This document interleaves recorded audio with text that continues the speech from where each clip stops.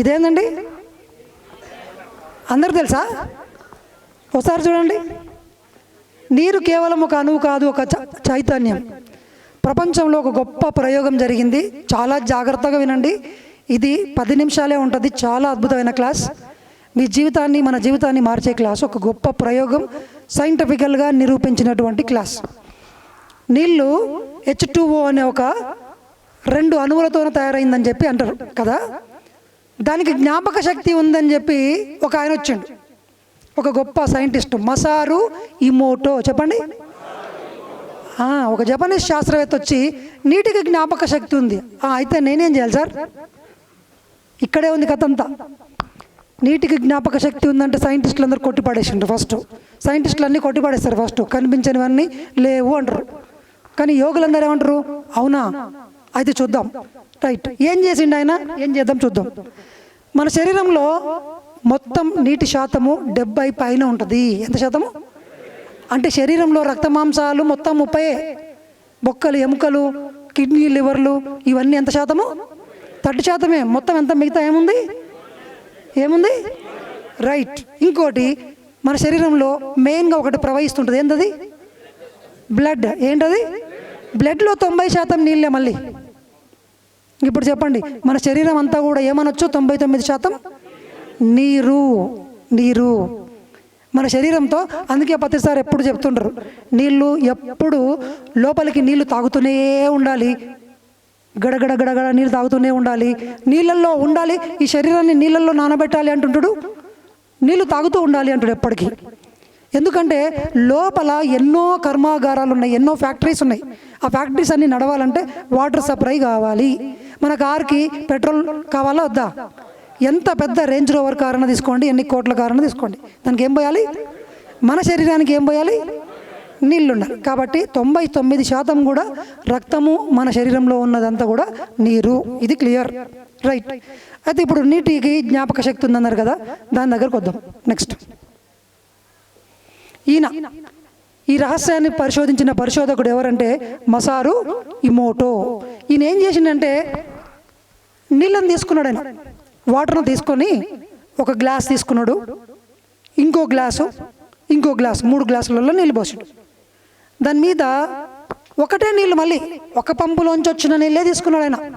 ఒకటే పంపులోంచి వచ్చినాయి, అదే బావిలోంచి వచ్చిన నీళ్ళే, మళ్ళీ ఎక్కడెక్కడి నుంచో తేలేదు. తీసుకొచ్చి దాని మీద ఒక లేబుల్ అతికిచ్చిండు. ఒక దాని మీద ఏమో యు ఆర్ ఎ ఫూల్, నువ్వు ఒక మూర్ఖుడివి అని పెట్టాడు. ఏమన్నారు? ఒక ఫూల్. తర్వాత ఇంకొక దాని మీద ఐ లవ్ యూ అని పెట్టాడు. ఏమని పెట్టాడు? ఇంకొక దాని మీద నువ్వంటే నాకు చాలా ఇష్టము, నువ్వు నాకు శక్తినిస్తున్నావు. ఇలాంటి మంచి మంచి పదాలు. కొన్ని దానిల మీదనేమో తిడుతూ ద్వేషము, కోపము అనే భావాలతో కూడుకున్న ఫీలింగ్స్ని నేను అక్కడ పెట్టాను. దేనికి? ఒక 2 గ్లాసులకి. ఇంకో దానికి ప్రేమ, కృతజ్ఞత, కరుణ, నువ్వు నాకు మంచి చేస్తావు, నాకు ఇష్టము అని చెప్పినటువంటి అంశాలను పెట్టాడు. నెక్స్ట్. సో ఇంకోటి నెక్స్ట్ చూడండి. ఒక శాంపుల్ తీసుకున్నాడు, ఒకే మూలం నుండి నీటి నమూనాలను తీసుకున్నారు, అంటే ఒక బోర్ నుంచే తీసుకున్నారు. తర్వాత కొన్ని నమూనాల పైన ప్రేమ, కృతజ్ఞత వంటి పదాలను రాశారు, మరికొన్నింటి పైన ద్వేషము, కోపం అని రాశారు, ఇంకొన్నింటికి సంగీతాన్ని వినిపించారు, ప్రేయర్ చేసిండ్రు. ఇప్పుడు మీకు అసలు రహస్యం తెలుస్తుంది. పూజ, ఒక తీర్థం తీసుకుంటే ఎందుకు శక్తివంతమైంది, ఇంటికాడ పెట్టిన అన్నం ఎందుకు శక్తివంతం కాదు, నైవేద్యం ఎందుకు శక్తివంతము, తీర్థం ఎందుకు శక్తివంతము ఇప్పుడు తెలుస్తుంది మనకు. సో ఈ దీని మీద రాసిన తర్వాత దాన్ని ఏం చేసిండ్రంటే వితిన్ సెకండ్లో దాన్ని గడ్డగట్టి చేసిండ్రు. ఏం చేసిండ్రు? అప్పుడు వాటర్ క్రిస్టల్స్ ఏర్పడతాయి, నీరు గడ్డగట్టుకుపోయి నీరు క్రిస్టల్స్గా ఏర్పడతాయి, అంటే ఒక ఘనీభవన రూపంలోకి వస్తుంది. తర్వాత దాన్ని మైక్రోస్కోప్ పెట్టి లోతుకెళ్ళి మైక్రోస్కోప్తో ఫోటోలు తీశారు. నెక్స్ట్ 3-4 స్టెప్పులు చేసిండ్రు. ఇప్పుడు చూడండి, సానుకూల స్పందనలు, సంపూర్ణ స్ఫటికాలు, ప్రేమ, కృతజ్ఞత అని రాసినటువంటి కృతజ్ఞత, ఆ వాటర్ని చూస్తే గనక ఇంత అందమైన రూపం ఏర్పడింది. చూడండి ఒకసారి అందరూ, ఎంత ఎంత క్లియర్గా, నీట్గా, ఒక ఆర్గనైజ్డ్గా, ఒక అందంగా ఉంది. ఇప్పుడు చూడండి, ఇంకోటి నెక్స్ట్, నువ్వు మూర్ఖుడివి అని కమ్ బ్యాక్ ముందుకోతున్నావు. అది ఇప్పుడు చూడండి, ఇంతకు ముందుది బాగుందా, ఇది బాగుందా? ఇది బాగుందా? ఏది బాగుంది? ఇంతకుముందు దానికి మనం ఏమని చెప్పినాం? ప్రేమ, కృతజ్ఞత అని చెప్పినప్పుడు అది అద్భుతమైన రూపాన్ని సంతరించుకొని చక్కగా ఆర్గనైజ్డ్గా, సిమ్మెట్రిక్గా, అందంగా, శక్తివంతంగా ఉంది. ఇది చూడండి, ముడుచుకుపోయింది. అది ఏంటి? యు ఆర్ ఎ ఫూల్ అని తిట్టినప్పుడు ఒక మాట ఒక వాటర్లో ఇంత ప్రభావాన్ని తీసుకొచ్చింది. దీని కన్క్లూజన్ తర్వాత చెప్తాను నేను. చూడండి, ద్వేషానికి నీటి లోపల వచ్చిన ఆకారాలు ఒక కంట్రాస్ట్ అయిపోయి కుంజించుకుపోయి వికార రూపాన్ని ధరించినాయి. నెక్స్ట్ ఇవి చూడండి, శాస్త్రీయ సంగీతాన్ని విధించినప్పుడు ఒకప్పుడు భారీ సంగీతము అంటే డీజేలు పెట్టుకొని చేస్తారు కదా. డీజే అంటే మనందరికి బాగా నచ్చుతుంది, కానీ ఎన్ని నష్టాలు రాబోతున్నాయో మీరు తొందరలోనే చూస్తారు. డీజేలు పెట్టి రకరకాల సౌండ్ పెట్టినప్పుడు ఇక్కడ చూడండి, ఇది డీజే సౌండ్, అనార్గనైజ్డ్ సౌండ్, సంగీతం లయబద్ధం కాని సౌండ్, పిచ్చి పిచ్చి శబ్దాలకు ఇటువంటి వికృతమైన రూపాలను ఏర్పరచుకుంది వాటరు. ఇది చూడండి, ఇది సంగీతము, శాస్త్రీయ సంగీతము, చక్కటి సరిగమలతో ఉన్న లయబద్ధమైన సంగీతము. పత్రిసారి ఏమంటారు? ఇన్స్ట్రుమెంటల్ మ్యూజిక్ని ఎప్పుడు సంగీతాన్ని వింటూ ఉండండి అయ్యా, ఇదిగో మీ లోపల ఉన్న నీళ్ళ లోపల ఇటువంటి అణువులు ఏర్పడి మీకు సంపూర్ణ ఆరోగ్యం లభిస్తుంది అని చెప్పి ఇది తెలియజేస్తుంది. ఇప్పుడు చెప్పండి, డీజేలు వినాలా వద్దా? మనము రకరకాల పిచ్చి సౌండ్లు విని ఇదిగో మీ శరీరం లోపల నీళ్ళు ఇట్లయితుంది. మీ శరీరం లోపల నీళ్ళు ఇట్లయితే మన శరీరం అట్లా కాదా? అంతే. నెక్స్ట్ సో ఇక్కడ ఇప్పుడు చూడండి, ఇక్కడ ఒకటి మెదడులో నీళ్ళు ఉన్నాయి. మెదడులో 75% నీళ్ళంట. తర్వాత రక్తంలో 90% నీరు. కణాలు ప్రతి చర్యను ఏ పని చేయాలన్నా నీళ్ళే కావాలి కణాలకి. ధ్యానం ద్వారా ఏమవుతుందంటే ఈ మొత్తం ఓవరాల్గా ఆ నీటి మీద మన యొక్క ఆలోచనలు అనేటివి మొత్తం మాయమైపోయినప్పుడు ఆ సెల్స్ కామ్ డౌన్ అయిపోతాయి. కానీ మనం కంటిన్యూస్గా ఏం చేస్తుంటాము? మన శరీరాన్ని తిట్టుకుంటుంటాం. మనం రకరకాల పిచ్చి సౌండ్లకు వినిపించుకుంటుంటాం. తర్వాత మళ్ళీ ఏం చేస్తుంటాము? మనమే తిట్టుకుంటాము, ఇంకొకరు కూడా తిడుతూ ఉంటారు. తిట్టినప్పుడు లోపలున్న నీరంతా వింటుంది. ఇది కాన్సెప్ట్. ఇప్పుడు మనల్ని మనం తిట్టుకున్నా, వేరే వాళ్ళు మనం తిట్టినా, ఇంకొకళ్ళని తిట్టినా ఆ శరీరం లోపలున్న నీరు ఏం చేస్తుంది? వింటుందా? వింటుంది. ఇక్కడ ఏం చెప్పాడైనా? జ్ఞాపక శక్తి ఉందని చెప్పాడు.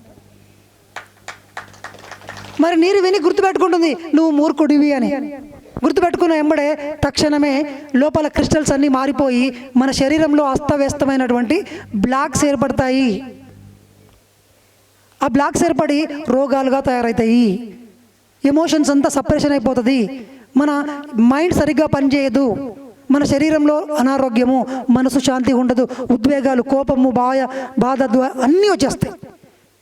అంటే మనం మాట్లాడే మాటలు మన శరీరంలో ఉన్న ప్రతి కణం లోపలున్న నీళ్లు విని గుర్తుపెట్టుకొని మన శరీరం మీదకి తీసుకొచ్చి రోగ రూపంలోనన్నా ఆరోగ్య రూపంలోనన్నా ఇస్తుంది. ఇప్పుడు చెప్పండి, మన శరీరంతో మనం ఎలా మాట్లాడుకోవాలి? మనం తినే అన్నాన్ని ఎలా చూడాలి? మనం తాగే నీళ్ళని ఎలా చూడాలి? ఇప్పుడు చెప్పండి, మనం గుడికి పోయినప్పుడు మనకేం వస్తారు చేతిలో? ఎందుకు అది అంత పవిత్రమైంది? ఇప్పుడే దీనికి దానికి సంబంధం చెప్తాను. అంతకుముందు పూజారి ఏం చేస్తాడు? ఒక వేద మంత్ర ఉచ్చారణతోన లయబద్ధమైనటువంటి మంత్రోచ్చారణతో ఆయన అక్కడున్నటువంటి ప్రతిమను శక్తివంతంగా పూజించినప్పుడు ఆ నీళ్లు వింటుంది. ఆ నీళ్ళ లోపల శక్తి ఏర్పడుతుంది. అందుకు తీర్థంలో మనకు పనికొస్తుంది. నైవేద్యం కూడా అంతే. ఈడ చేసిన ఈ ఇడ్లీ, ఈడ చేసిన ఈ బెల్లమన్నం ఉంది, ఇది తింటే ఇది ప్రసాదం కాదంటున్నారు. ఆ గుడి దగ్గర ఆడబెట్టి పూజ చేసిన తర్వాత అది ప్రసాదం అవుతుంది. ఎందుకంటే దాంట్లో ఏమైంది? ప్రాణశక్తి నిండిపోయింది, వేదోచ్చారణతో ప్రాణశక్తి నిండిపోయింది. కానీ ఇందుట్లో అది లేదు. అందుకే మన యోగీశ్వరులు, మన భారతదేశంలో ఉన్న గొప్ప గొప్ప యోగులు ఈ అన్ని ఎందుకు పెట్టిండ్రు, గుడి కాడున్న తీర్థము ఇవన్నిటిని ఎందుకు తీసుకోమన్నారంటే ఇందుకు. కానీ అది కొంచెమే. మరి సార్ మన శరీరంలో ఎంతోమంది మనం తిట్టిండ్రు ఇప్పటి వరకు, మనం కూడా తిట్టుకున్నాము. నేను ఎన్నో తిట్టుకున్నా. నేను తిట్టుకున్నవి, నా గురించి నేను మాట్లాడుకున్నవన్నీ, నాలో రక్తంలో ఉన్నవి, బ్రెయిన్లో ఉన్నవి, నా శరీరంలో ఉన్న నీళ్ళన్నీ గుర్తుపెట్టుకుంది. నేను ఒక మూర్ఖుణ్ణి, నా వల్ల ఏది కాదు, నా చేత కాదు, నాది ఇంతే అని మీరు మాట్లాడిన ప్రతి నెగిటివ్ను ఎవరు గుర్తుపెట్టుకున్నారు? మన శరీరంలో ఉన్న. మరి మనకు రిజల్ట్ ఏమొస్తుంది? సో ఇప్పటి నుంచి మనం ఏం చేయాలంటే మన గురించి ఎలా చెప్పుకోవాలి? అప్పుడు నీరు గుర్తుపెట్టుకుంటుందా పెట్టుకోదా? లేదు నేను ఇంతకుముందు నెగిటివ్ చెప్పినా నేను అదే గుర్తుపెట్టుకుంటా. చెప్పండి, ఇప్పుడు ఎవరి చేతుల్లో ఉంది? మీ శరీరంలోని ప్రతి కణాన్ని మీకోసం పనిచేసేలా చేయొచ్చా లేదా? దీని ద్వారా ఎలా చేయొచ్చు? కేవలం దేంతోనా?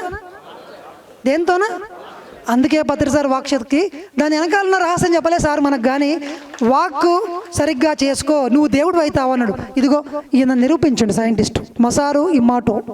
గట్టిగా చెప్పండి కొట్టి. నేను ఏం పేరు? ఆయన పేరు మసారు. ఎస్, చెప్పండి. ఇప్పటి నుంచి నేను అద్భుతమైన వాక్యాలని మాట్లాడతాను, నెగటివ్ మాట్లాడను, ఎవరిని నిందించను. మీరు ఒకరిని నిందించేటప్పుడు వాడిని కదా సార్ నేను తిట్టేటప్పుడు అనుకుంటే మీ శరీరంలో ఉన్న కణాలు చూసుకోకుండా ఉండవు. నువ్వు ఎవరిని తిడుతున్నావు అన్నది కాదు, నీ నోట్లోంచి మాట వచ్చింది, దానికి వినబడింది. నువ్వు ఒకరిని మూర్ఖుడివి అని తిట్టినావు అనుకోండి, మన శరీరంలో ఉన్న నీళ్ళే ఫస్ట్ ఉంటాయి. ఇని నువ్వు మూర్ఖుడివి అని పిట్ చేసుకుంటుంది. అది నీ వల్ల ఏం కాదురా ఎదవా అన్నప్పుడు అదేమనుకుంటుంది? ఓహో నేనేమనాలి ఏంతోనా, నీ వల్ల ఏమీ కాదురా ఎదవా అని లోపల ప్రింట్ చేసుకొని మనం ఇది. అందుకే ఎవరు దొక్కున్న గుంతలో వాళ్ళే. That's it. అందుకే ఎవరి నోట్లోంచి నిందించొద్దు, ఎవరిని తక్కువ అంచనా వేయద్దు, మిమ్మల్ని మీరు అసలే తక్కువ అంచనా వేసుకోవద్దు. ఎప్పుడు సత్యవాక్యలే రావాలని పత్రిసారి చెప్పడానికి అర్థము ఆయనకి ఇదంతా తెలుసు. ఫస్ట్ రోజే వచ్చి మీకు అన్నీ చెప్తే అర్థం కాదని చెప్పి మెల్లమెల్లగా చెప్తాడనమాట. దాని వెనకాల ఎంతో సైన్స్ ఉంది. చెప్పండి, ఇప్పటి నుంచి మనం ఎలా మాట్లాడాలి? చెప్పండి, చేతులు ఇలా పెట్టుకోండి, అందరూ కళ్ళు మూసుకోండి. నేనే దేవుణ్ణి, నేనే సృష్టికర్తను, నా విధికి నేనే బాధ్యుణ్ణి, ఎవరిని నిందించను, ఎవరిని జడ్జి చేయను. No complaints, no judgements. Masaru Emoto గట్టిగా చప్పట్లు కొడదాం. రేపు మళ్ళీ ఇంకొక కాన్సెప్ట్తో వద్దాం. బాగుందా? టాపిక్స్ మంచిగున్నాయి కదా ఇవన్నీ? ఏంటండి? జపనీస్. మీరు వెళ్ళి యూట్యూబ్లో Masaru ఇమోటో researches on water crystals అని టైప్ చేస్తే బోల్డ్ అన్ని పుస్తకాలు వస్తాయి. The hidden mysteries of water అని ఒక బుక్ కూడా ఉంది ఆయనది. ఆ బుక్ చదవాలి. మనం అన్ని క్వశ్చన్లు వేస్తూ ఉంటాం. ఫస్ట్ పుస్తకాలు చదువుదాం అందరం. ఓకేనా? ఎలా ఉంది మాస్టర్స్ సెషన్? బాగుందా? ప్రాక్టికల్ ఎక్స్పెరిమెంట్స్ ఒకసారి మరి గట్టిగా చప్పట్లు కొడదామా? ఎంతో అద్భుతమైన నాలెడ్జ్ తీసుకున్నాం కదా ఈరోజు ప్రాక్టికల్గా. సో మన మాటలు ఎంత పాజిటివ్గా ఉండాలి, మన పట్ల ఎంత పాజిటివ్గా ఉండాలి, ఎదుటి వారి పట్ల మనం ఎంత పాజిటివ్గా ఉండాలి అనేది కదా.